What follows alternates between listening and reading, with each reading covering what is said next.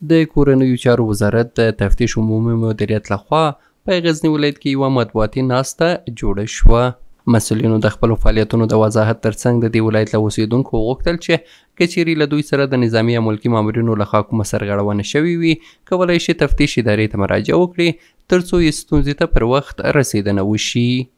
دغه اړوند شکایت چې دی زموږ مربوط راځي انشاءالله تعالی هیوادوالو ته ډاډ ورکوو چې د کره شواهدو او په حقیقت بنا شکایتونو ته ژر تر ژره رسیدنه کیږي او زموږ د قانون او اصولو په رڼا کې به انشاءالله د دوی ټول شکایتونه اوریدل کیږي او رسیدګي به ورته کیږي. د ولسونو کومه ستونزې مشکلات یا شکایت که ورسره سوی وي هغه تر اړوندو مسؤلینو ورسوي او همدارنګه که خدای نخواسته د امنیتي ارګانونو یا پولیسو په خپل مابین کې د ستونزې مشکلات وي خدای نخواسته د یو چا حق پایمال سوی وي د هغوی د شکایاتو په اساس د اصولو او مقرراتو په رڼا کې هغې ته رسیدګي کیږي. مسؤلین زیاتوي چې د 1403 لمریز کال څخه تر 1404 کال پورې دوی د 71 شکایتونو قضیو ته رسیدنه کړې ده. د 1403 کال نه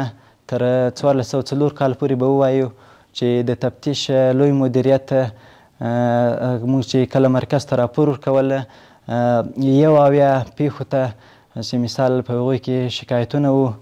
او زموږ مربوطه بررسي وې موږ رسیدګي کړې ده او